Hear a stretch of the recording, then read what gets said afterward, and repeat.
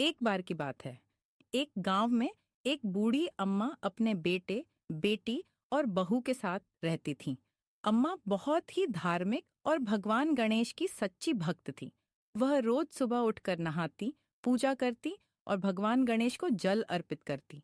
उनका पूरा दिन गणेश जी की भक्ति में बीतता था। एक दिन अम्मा हमेशा की तरह मंदिर में पहुंची। उन्होंने गणेश जी को जल अर्पित किया और हाथ जोड़कर प्रार्थना करने लगी। हे गणेश भगवान, मेरे परिवार पर हमेशा अपनी कृपा बनाए रखना।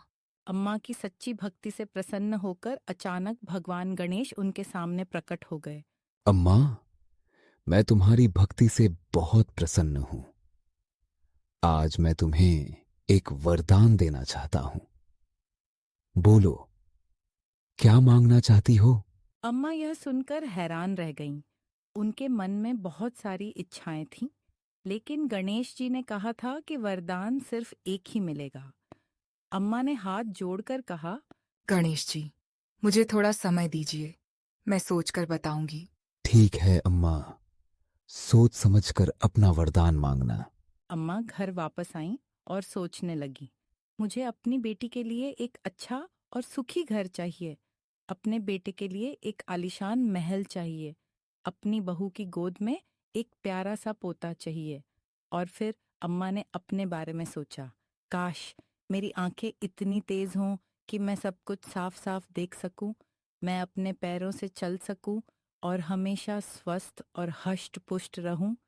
लेकिन समस्या यह थी कि वरदान सिर्फ एक था।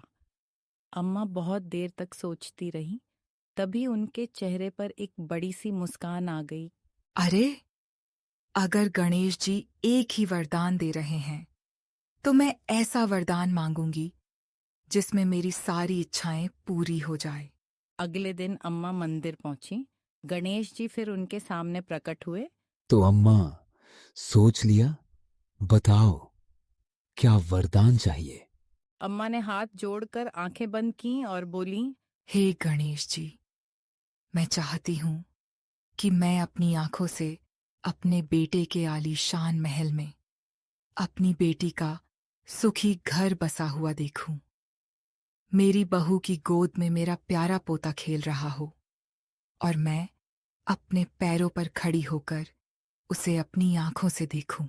गणेश जी अम्मा की चतुराई और उनके प्यार से बहुत प्रसन्न हुए। अम्मा, तुमने तो एक ही वरदान में अपनी सारी इच्छाएं मांग ली। तथास्तु। जैसे ही गणेश जी ने तथास्तु कहा, अम्मा के जीवन में खुशियां ही खुशियां आ गईं। उनकी आंखों की रोशनी तेज हो गई, उनके पैर मजबूत हो गए और वह स्वस्थ हो गई। उनके बेटे को आलीशान महल मिला, उनकी बेटी का सुखी घर बस गया और उनकी बहू की गोद में एक प्यारा सा पोता आ गया। हे गणेश जी, आपने मेरी सारी इच्छाएं पूरी कर दी।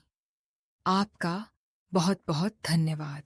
और इस तरह अम्मा की सच्ची भक्ति और उनकी समझदारी ने उनके पूरे परिवार की जिंदगी खुशियों से भर दी।